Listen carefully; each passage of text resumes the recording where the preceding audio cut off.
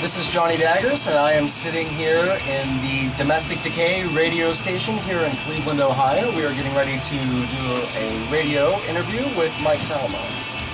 And there's Mike. Hi there. Doing a little intro.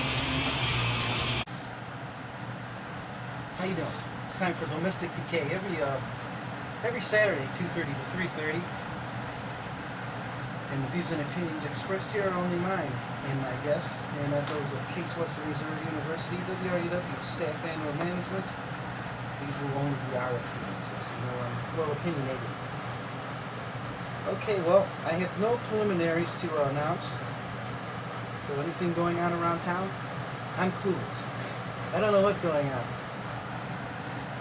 So we're going to start our show. We have a very special guest here. A horror film director. Drove all the way out here from Pittsburgh, Pennsylvania, just to do this show. Mr. Johnny Daggers. How you doing, John? I'm good, Mike. How about yourself? I'm good. Thank you for coming down. Hey, thanks for having me. It's nice to be back in Cleveland again. Yes. And it's very good to meet you finally. Yes, finally. We've been in correspondence for quite some time, and Yes. this is our first meeting, so it's a pleasure. Okay, well, what got you, well, we know that you love horror movies, which I do too. So, what, like, explain how the love of horror, like how you just fell in love with it. Well, the love of horror, it's funny because Melanie and I have talked about this quite a good bit. I really don't remember my first love. I mean, it stems back at such an early age that I can't remember an exact defining moment and when I fell in love with horror. I remember at the age of 3 or 4 going trick-or-treating as Frankenstein, and I mean, at a very young age, it was an essential part of my life.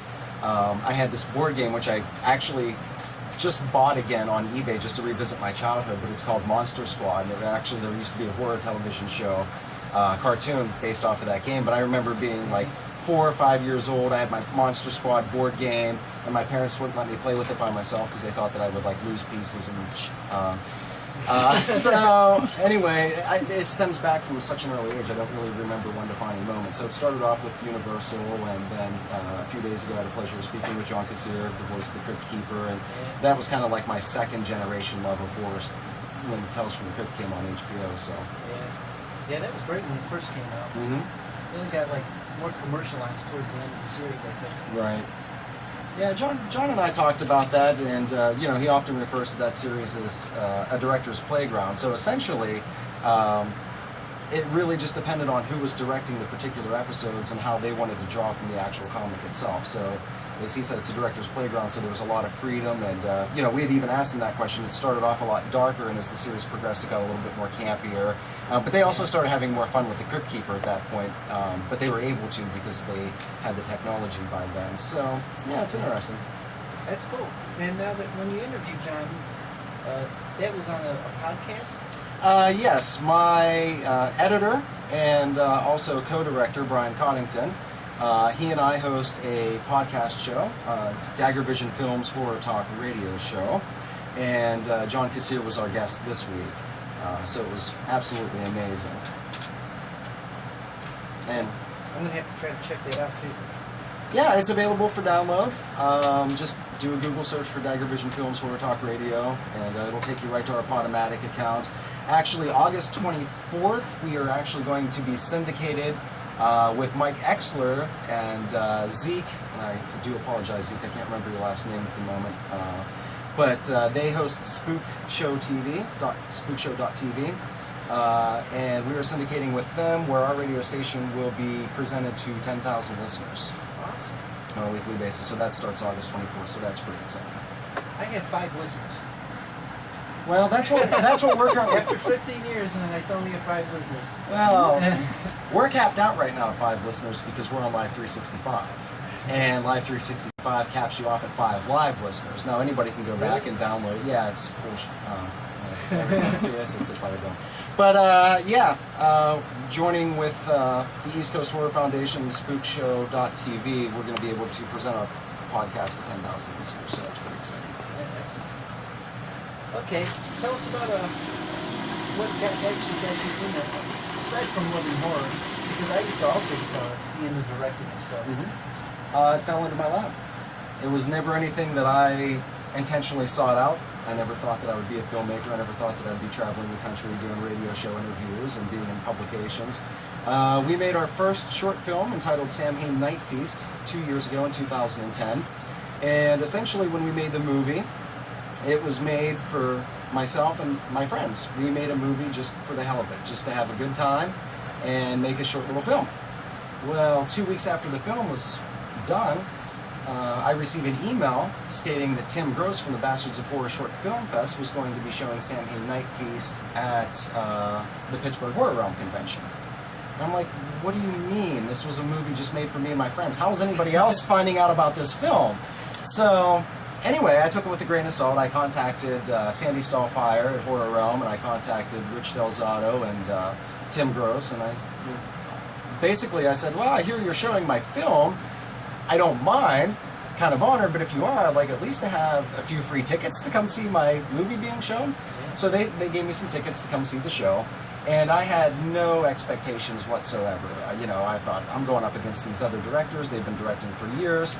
I was actually outside smoking and drinking, and one of my friends came out, and they're like, Sam Hain started a few minutes ago, you have to get in there. So I walk in, and with Sam Hain, there's horror, but there's also subtle comedy, and we have references to like Halloween 3 and Tom Atkins, and so it was just this real, like, you had to be an underground horror fan to really get the humor. And I walk into the movie theater, and people are laughing. And immediately I have this ornate fear come over me, and I think, oh my God, they're laughing my film off the screen. Here it wasn't that at all. They actually understood my film, and they were getting the humor that I was delivering. By the time the film was over, I actually received a standing ovation. Really? And Tim Gross walked up to the front of the theater, and he was like, that's it, hands down. They were actually supposed to show one film after mine. And Tim Gross stopped the whole festival right there, because mine was next to last. He said, this is definitely the most well-received film of the festival. Hands down, goes to Samhain Night Feast. And then they brought me up, and I was slightly drunk, or very drunk at that point, and I had to do a Q&A session. So now I'm up in front of all these people doing a Q&A session, my short film that we made just for myself and my friends, and I was like, you know what, afterwards I thought, well, if we're able to do this, then let's start an actual production company. And that one little stroke of luck turned into where we're at nowadays, so. Awesome. Now are you working with John Russo?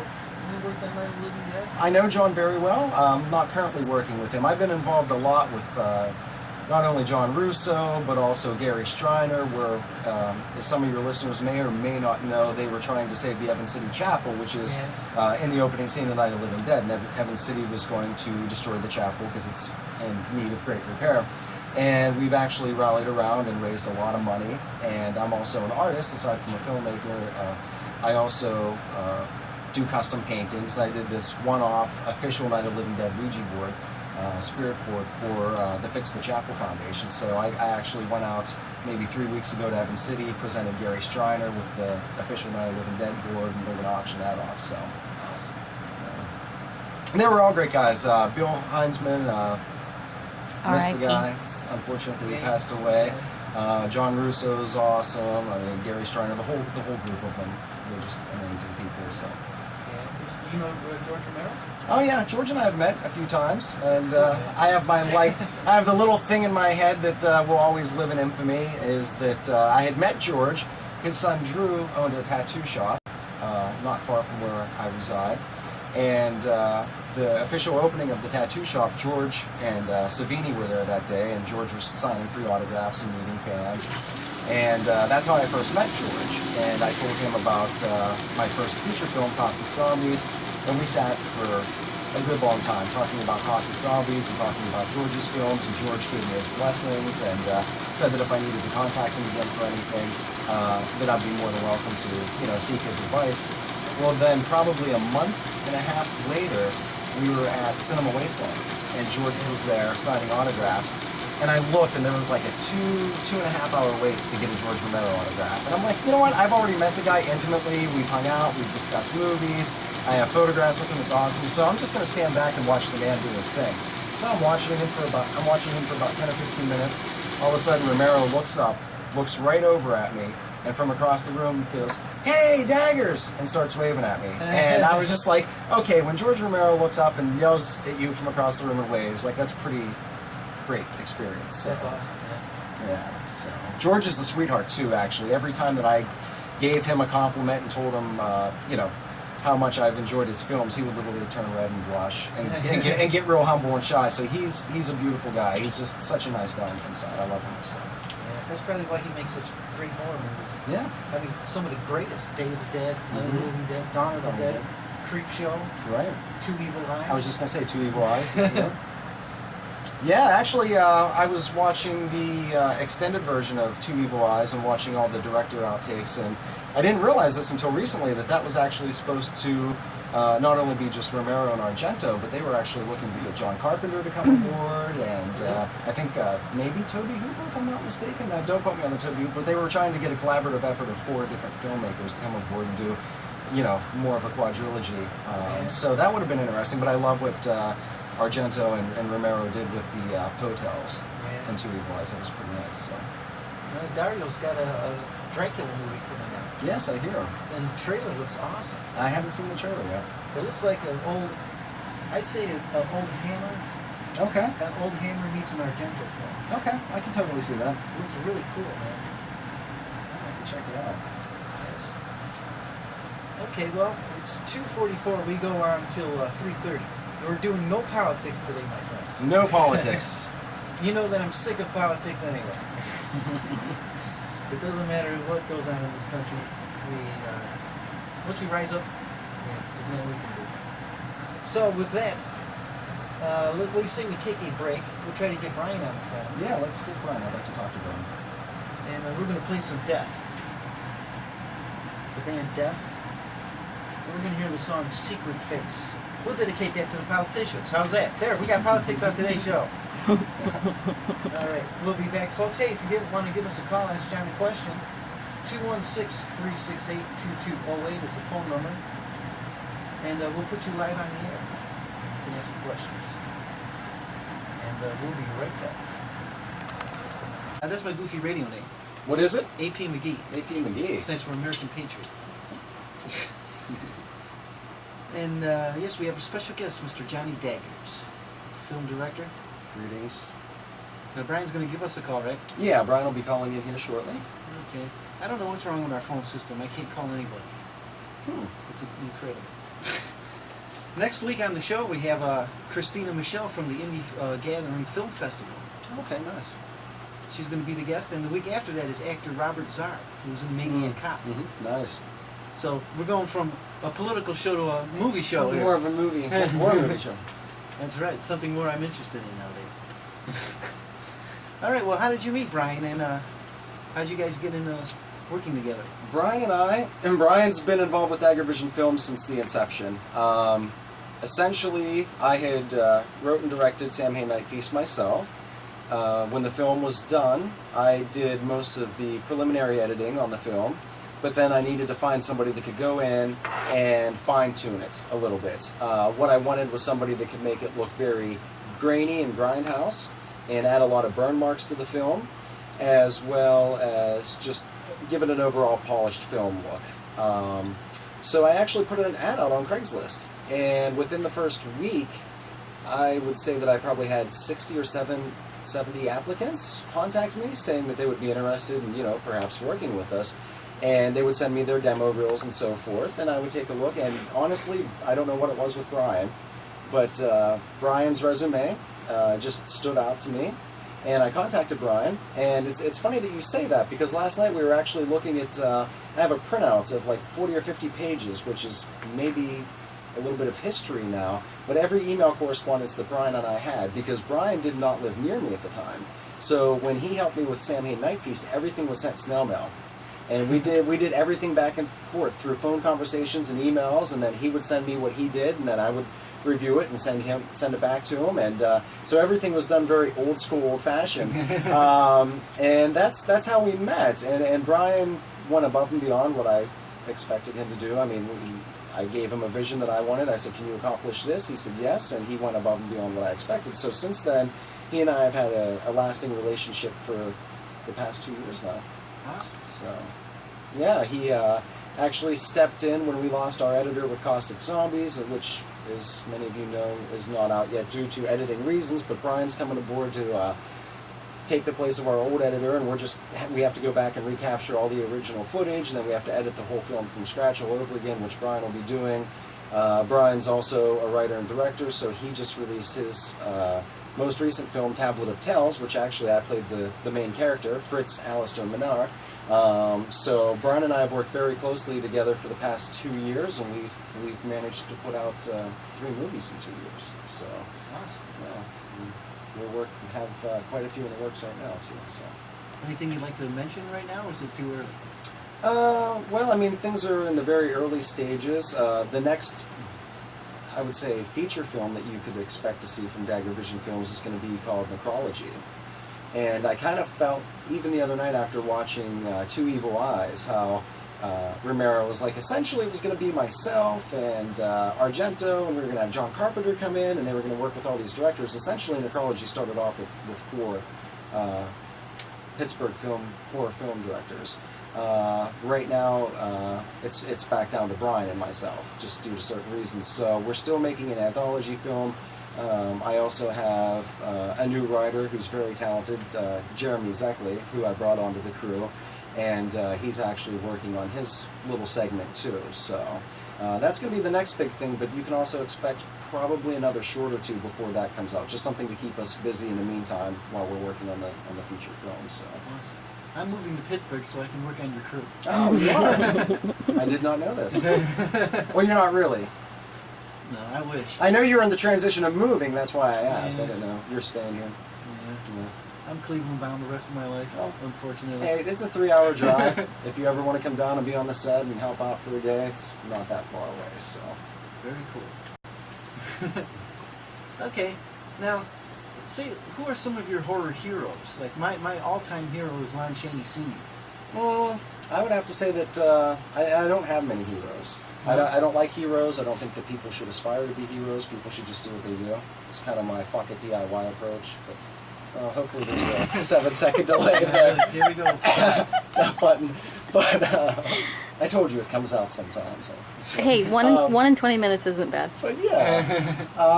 But I would have to say, if I had to choose anyone, because everybody always asks the age-old question, who inspires you? Honestly, I'm not trying to sound conceited, because I'm a very humble guy, but nobody inspires me. I enjoy what other people do, and I really appreciate the works of Romero and Argento and Cronenberg and you name it. And I think Cronenberg's an absolutely genius, and I love the Quay brothers. For those of you that may be familiar with them, they do a lot of stop animated films, which are just very amazing pieces. But so there's a lot of people that I look forward to that I enjoy. I would have to say, when it comes down to like horror actors, people that I really like and I enjoy would be Vincent Price at the very top for me. Frankenstein's also always been my favorite, probably, movie monster of all time, so Boris Karloff, I'd have to give a nod to him. But I'd have to say, if I had to choose one, it would be Vincent Price. Okay, awesome. Let's see here. I wanted to thank you as well for that nice review you did for my zine. Oh, you're most welcome. You didn't even have to do that. I tell you what, I really liked what Blood Feast was doing, and I really stand behind the gritty punk rock DIY approach that we're just going to tell you how it is. There's too many magazines that are out there nowadays, especially Fangoria, which I now hate. So Fangoria, you've I just... think their heydays are over. Yeah, you know what? I mean, because when you look at publications such as Fangoria, which paved the way for a lot of people out there, as far as like other independent film magazines and so forth, but it used to be where they had some balls and they would tell you exactly what they thought of something. Yeah. And now it seems as though they try to appease the distribution companies and the film production companies. They don't want to offend anybody or get on the wrong side because they might not get a certain batch of DVDs to review from this particular production company. So I think they've grown really soft. Now there's some really good magazines out there that are coming out, like Gore Noir magazine, which is going to feature myself and Dagger Vision Films here. It was supposed to come out this month, but I think they pushed it back because I think they're on their issue number 5, but the issue that's going to have myself in it is going to be the first publication that's going international distribution. So that's pretty excited. Awesome. Actually, yes, my girlfriend Melanie did the photo shoot for it, which turned out beautifully. And so there's actually a nice photo shoot that we did specifically for Gorner Magazine to go along with the feature. So that we're pretty excited about that. So Awesome. yeah. And we were going to have Aurora Sands come down here, Miss Bloodfeast Stink. Mhm. She couldn't make it. Oh, okay. Yeah, we've known Aurora online for a while. I've never actually met her in person. Yeah. Okay, let's see here. We're at the top of the hour, so I have to let you know that you're listening to WRUW FM 91.1 Cleveland, broadcasting from the campus of Case Western Reserve University. These are only our opinions, by the way. We have to stay FCC compliant. Oops. So we're going to take a short break here. We're going to do our preliminaries. 216-368-2208 if you have any questions. And I know a lot of people expect politics on this show, but we're trying, we've always done shows that weren't political on this radio broadcast, so we'll be right back.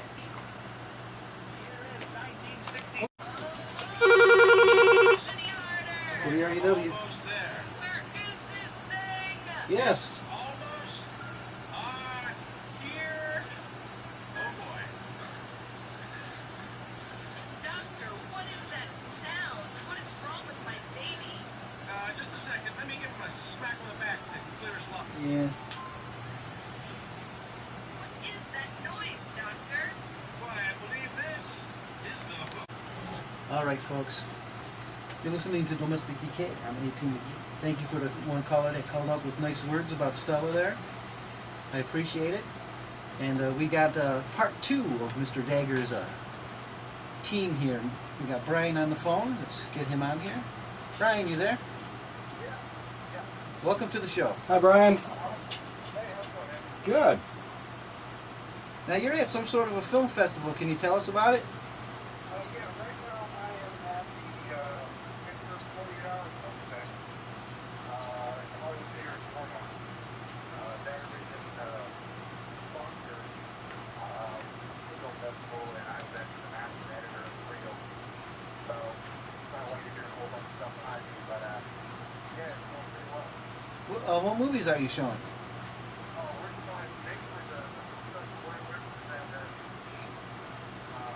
got together last weekend, and they say that they did a film in 48 hours. Well, Starting today. like a Roger Corman. Yeah, it's sort of like yeah, it's going really well. We get around, I think there's 9 teams that enters, 36 pieces. So it's pretty fun. Awesome. Okay, well, tell us about how you guys are working together here. Well, pretty much, and,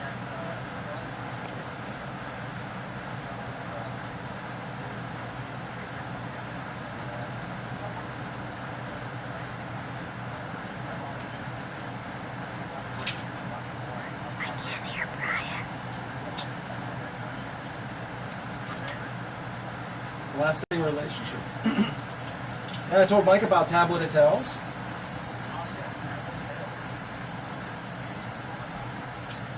Well, we touched briefly on Caustic. We did talk just very briefly about Tablet of Tales, not too extensively, but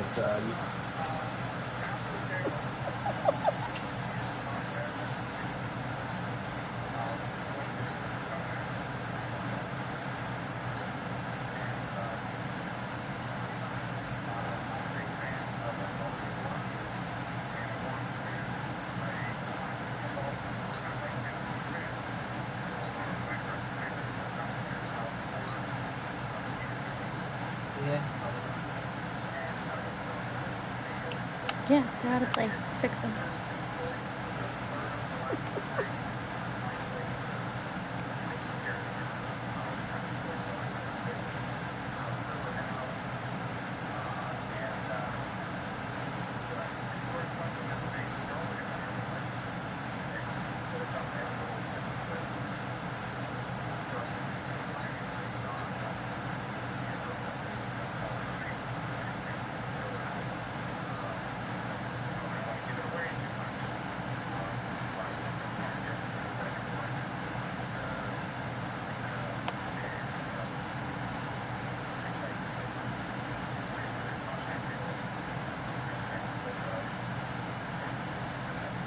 That reminds me of Creep Show 2. Thanks for the ride, lady. I think Brian said something funny, but we can't hear.